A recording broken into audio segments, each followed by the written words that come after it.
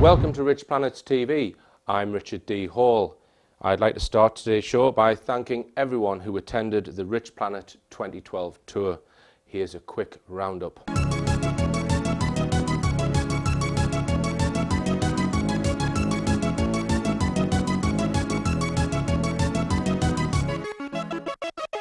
Right, I'm at Barnsley, I'm at the Take Two Theatre. It's about 6:15. Starting the Richplanet tour in about an hour and a half. So I'm just going to do a tour. This lady's going to be at the talk. Soon. I'm a big fan of Richard. Alright then. Right, I'm going to take the tour into the theatre. Academy Theatre, Barnsley. That's reception. That's Jeff, who runs the place. Are you alright? Yeah. This is Steve, who's very kindly agreed to help out.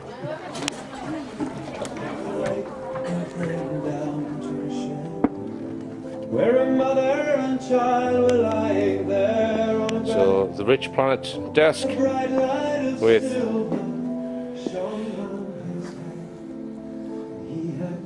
the bullshit button.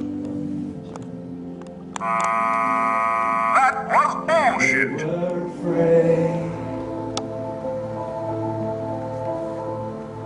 Then the stranger spoke. Okay, I am now at Telford in the dressing room for the theatre, the Oaken Gates Theatre. This is stage left. The massive screen at this venue.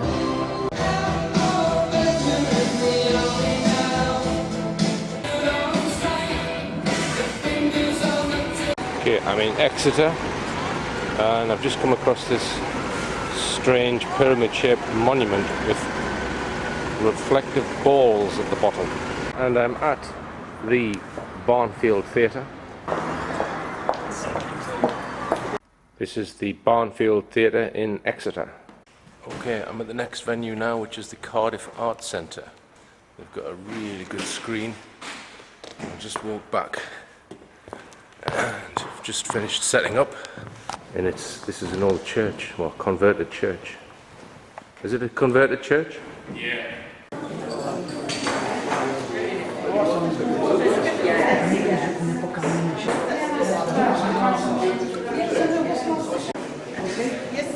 People are even buying stuff. Yeah, Canterbury bar area, so yeah, smokers.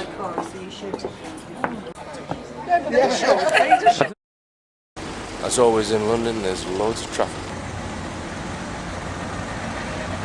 Well, 26, 27 years. And Even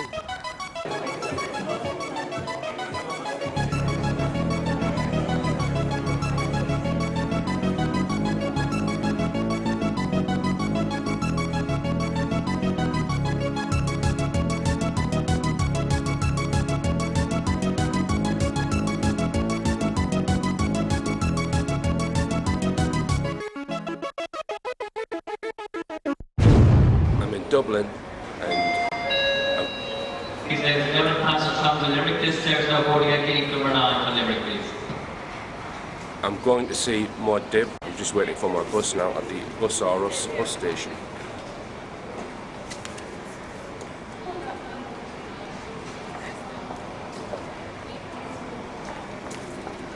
It's here. Okay, the weather's much better today, much better for going up to the Hill of Tara because it's been raining for the last couple of days. Now I've extended my trip here in Dublin by one day because I intended to go home on Monday morning. I arrived here on Friday night and I only came in the clothes that I'm wearing. I didn't bring any other clothes, so these underpants are starting to have a mind of their own.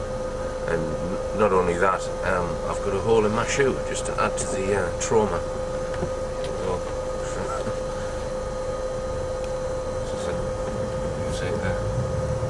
That's been letting water in for the last 2 days. Been walking around Dublin. Anyone who didn't get to one of the venues to see the talk, don't worry, because we will be broadcasting the 2012 tour talk later this year. The event, which took place at Liverpool, was filmed. Now, on with tonight's show. I'd like to welcome back Anthony Beckett. Welcome, Anthony. Thanks, Richard. Hi. Now, Anthony is the organiser of the annual UK Exopolitics conference, and this year it's being held in Liverpool at the Static Gallery. Now, first off, Anthony, we've had you on the show before talking about the Exopolitics conferences, and many of the viewers of Richplanet have attended the conferences. Why have you changed? Because the last 3 years it's been in Leeds. Yeah. So why have you changed to Liverpool? Well, one of the reasons for moving from the venue in Leeds was the expense of the venue. We're trying to increase the attendance and get the kind of conference available to more people, but by reducing the ticket price, and it really wasn't feasible with the costs of the venue at Leeds Uni. So we've put I think we put an appeal out actually in your show at the beginning of the year, and a guy called Neil Atkinson got in touch, and he's got a radio station actually, a programme on a radio station in Liverpool, and after getting in touch with him, we got put in touch with the Static Gallery, and I've seen the venue before. I think the Beyond Knowledge conference in 2009 was there, right? And it exactly suits what we need. So we're kind of moving there simply to help reduce the cost of the ticket price. And how many does that seat?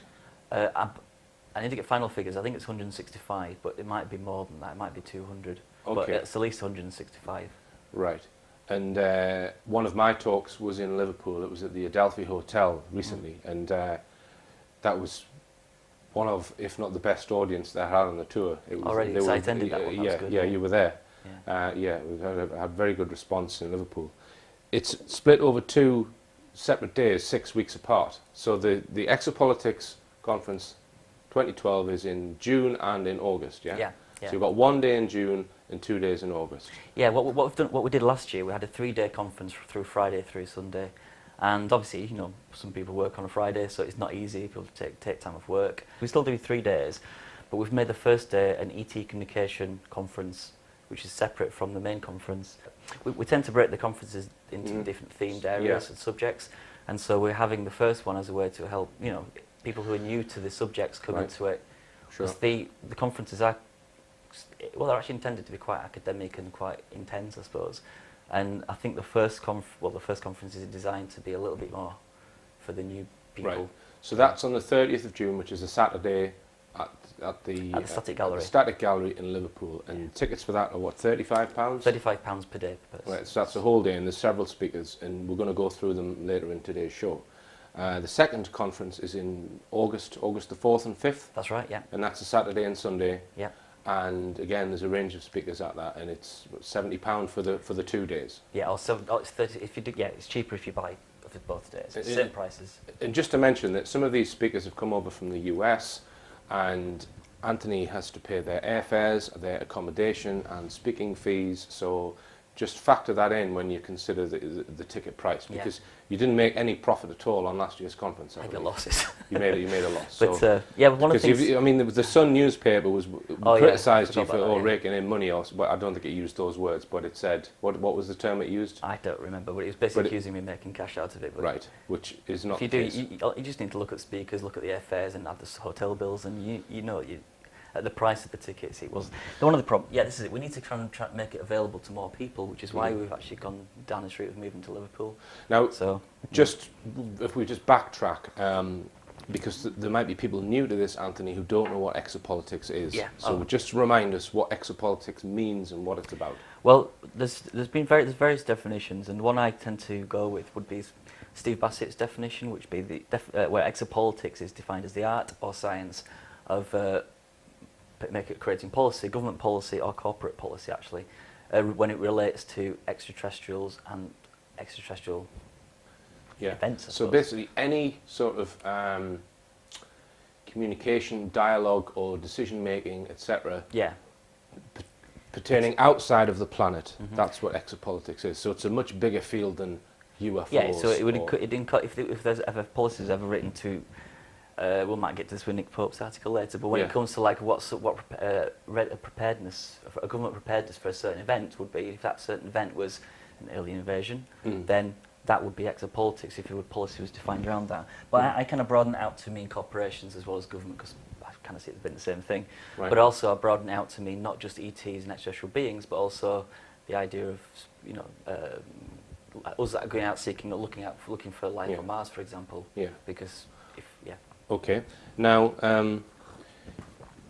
there's a recent article in the Daily Mail which featured Nick Pope. Nick Pope, for anyone who doesn't know, is the ex-Ministry of Defence UFO desk man who would look at reports from the public purporting to people who've seen UFOs, etc. Now, I mean, this article, well, let me just read it. Keep an eye on the skies for sources during the Olympic Games, warns MOD UFO expert. You know, they've stolen my old catchphrase there, keep your eye on the skies. UFO expert Nick Pope says massive summer events like the Olympics would be a prime time for an alien encounter. Ministry of Defence has planned for the worst outcomes, attack and invasion. So he's saying that the Ministry of Defence has planned for an alien invasion. We would be prepared for even the most seemingly unfathomable. Now, he goes on to say, mass summer events like the Olympic Games in London would be a prime time for crafts from other worlds to present themselves to mankind. This is an ex-Ministry of Defence man saying this. He warned, with the summer of mass events, we are all on high alert for terrorism. But we must also cast our eyes further afield and be prepared for even the most seemingly unfathomable. Unfathomable even. Now, he goes on to say, space shuttles, lasers and directed energy weapons, we've heard that word before on this channel, are all committed via the alien invasion war plan to defence against any alien ships in orbit. The TA and reserves would be called out and conscription potentially introduced. Grannies would be given broom shanks to come out and whack the aliens over the head. Aliens may possess weapons or advanced technology we've no idea of. Aliens may have invisibility, a death ray, teleportation, force fields and other things we can't even guess at. Now, I'm not laughing because this is outside the realms of possibility. I'm laughing because of who it's coming from, because this is someone who's been debunking the whole UFO issue for a long time. I mean, what's your view on it, Anthony? Yeah, well, it was I was surprised to see this article, funny enough, but last year at the conference we had in Leeds in 2011, we had Ian Crane speak, and he spoke for about 2.5 hours about disclosure and transhumanism, actually, and 5 minutes of that talk it kind of went into is a premise which is mentioned before, about how they thought the Olympics, which obviously this year in August, may be used by the New World Order to stage a false flag alien invasion. So an alien invasion, which would be a fake one. A fake one, yeah, a false flag event, basically. So using trickery, using whatever advanced technology they've got to make it look like we're being invaded, as a means to then control. Yeah, that was. And this is something which has been postulated by people like Werner von Braun even in the 1970s, and before then there are people who have groups that have suggested that this would be a way of controlling mankind. Yeah, in Ian's talk he mentions people even saying, people in politics in the US saying things. I think it was back in the 1940s, pretty like that. There was they could fake an alien invasion just to help, to do so they could do whatever they wanted to do in their agenda. Yeah. But it was only speculated back then. But that's been mentioned through. Obviously for decades, and Ian was mentioning that in part of his talk. What I found interesting relating to Nick Pope, Nick Pope in his talk claimed that Ian was using that stance because Ian didn't believe in aliens and didn't believe that aliens existed. He actually said that in his talk. However, Ian was basically saying it's not that aliens don't exist, it's simply that it's a staged event to blame. It's false flag terror is blaming, for example, another entity. Yeah. And in this case, the aliens would be blamed for an event which wasn't them. And it's interesting to compare those two articles, the one I've just read and the Ian Crane one, which appeared in The Sun, where Ian Crane was made to look like a kook because he suggested that an event might be staged, and then Nick Pope, it seems, is taken seriously. Now, just to be fair to Nick Pope, we don't know whether the Daily Mail has approached Nick Pope and asked him a leading question, for example, and said, hey Nick, alien invasion, what do you think the chances of this are at the Olympics? So they've perhaps led him with that. Yeah. But if that's the case, he's been quite happy to come out with all of these unsolicited statements. Nick's media savvy, supposedly. So, I mean, his talk in 2011 was called UFOs and the Media. So he should be pretty on the ball about how the media works. So I suspect it was unlikely that he was duped into or conned into saying stuff Yeah. he didn't want to say. So why is Ian Crane a kook for saying that it might be staged, and why is Nick Pope taken seriously to say that it might be a real alien invasion? Because if you study false flag terrorism and the theories behind it, that the whole issue of terrorism has been either exaggerated or completely falsified and made up, which I'm of that mind, that 9/11 and 7/7 were completely fabricated events. This could be some staged event. Now, not necessarily an alien invasion. Other people have suggested a staged or fake second coming, or bringing someone back to life who was a very much loved person.